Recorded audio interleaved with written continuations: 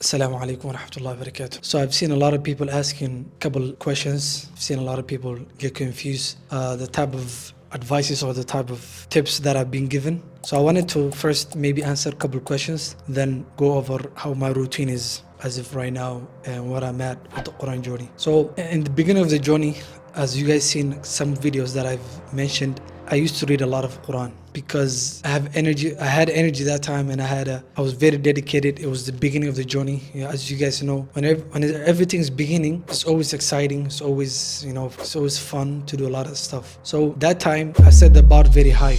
I wanted to do more muraja'a, more revision, but I did it in a different style. I did not have anybody that I can pass to it, anybody that I can review together, like in a group, like friends or people who we started the Quran journey together. There were some friends that we started together, but they were living far away, like 20, 30 minutes far. So it was all by myself. So I want to go through how I did it and then mention how I do it right now. And then also like kind of give some advice depending on where you at right now. So what we're talking about is the revision tips and how do you revise the Quran. I think I only know two methods, so I'm going to talk about those two methods, but I know there's going to be a lot of methods that people can explore and also practice. Your sheikh have a different method, everyone has a different method, but they all come back to one thing, which is practicing, keeping the tongue and keeping the memory fresh and stronger. So when I started with the sheikh, as you guys know, I used to do 3 juz a day from Qad Sami' to Surah An-Nas. Then, so I did not had a specific time. I think that's what everyone wants to know from the questions that I've been reading. How many juz do you read? How often do you read? How do you divide them up? I did not have a specific date and time. I knew I had to read the Quran every day. That was just something that I accepted. But the timing was different. Whenever I find time, I would read. First thing first, this was my routine. Alhamdulillah, wake up, pray salah. Then as soon as I get into my car, I start reading the Quran. Because I'm finding every bit of time to squeeze like 5 pages, 10 pages in that time. Then I will go with my day. I used to start with my day with Quran. Then I'll go with my day and read, and then go to work, go to school, do some other stuff. And when I come back, usually I have some leftovers. Let's say I have 1 juz left, 1 juz and a half, 2 juz. Then I will sit down that time and then read the Quran. I will not do anything unless I finish the Quran. That was my rule, the one rule that I used. Don't do anything. Don't play any game, don't do anything, don't talk to anybody, put the phone on airplane mode, finish the leftover that you had for the muraja'a, for the revision, then do whatever you want after that. So the question is, because this is the question that you guys will be asking, I know for sure, while you practicing the muraja'a or the revision,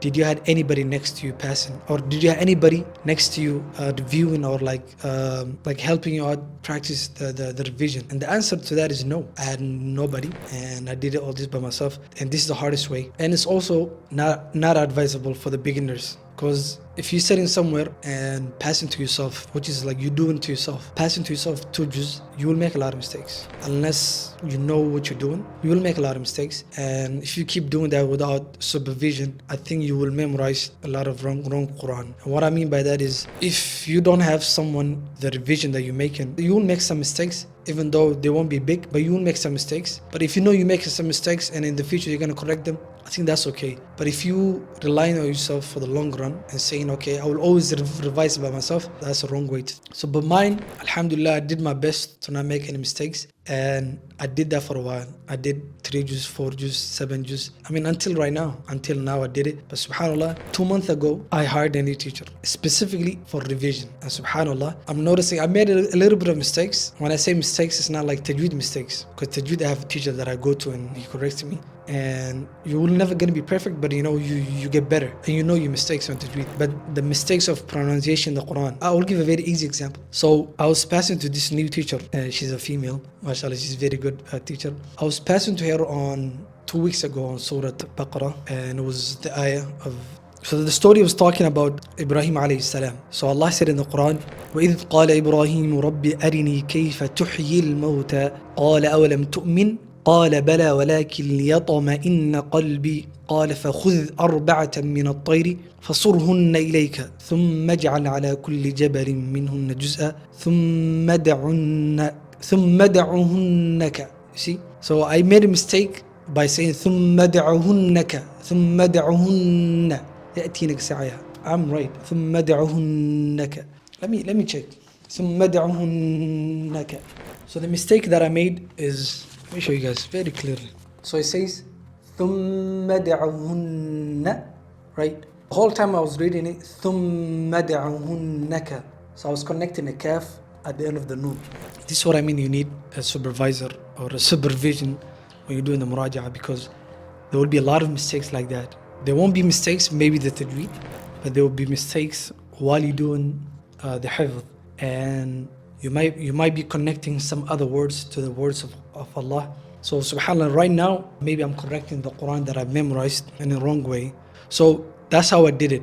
The way I did it was revise by myself. And if I had a time, I would ask a lot of people.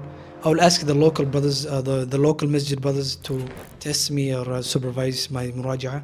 But yeah, that's how I did it. I think this video will be long, and I will have to make a new video of tips of revising the Quran. Please, if you like, there will be 2 videos, of course. One will be me giving tips and making maybe some research on the perfect way of revising the Quran. And the second video will be interviewing my sheikh and asking him some tips of revising. Because I think this is a very good topic. Revising the Quran in correct way will be a good topic, and I know a lot of people will benefit from it. So if you think, or if you believe, or if you would like us, me and my teacher, to sit down and make a podcast about this small topic, comment below, make a podcast about that topic. Jazakumullah khairan. I think this video will be a little bit longer. I will cut it inshallah. But this is how I revised, doing it by myself for a while. But I took the risk, alhamdulillah. Now I'm doing my best to clear all the mistakes that I made. But I know there will be a better way of revising, and I will share some tips from deep research. I will add some from mine, but I will also make research on it. And also I'll bring my sheikh,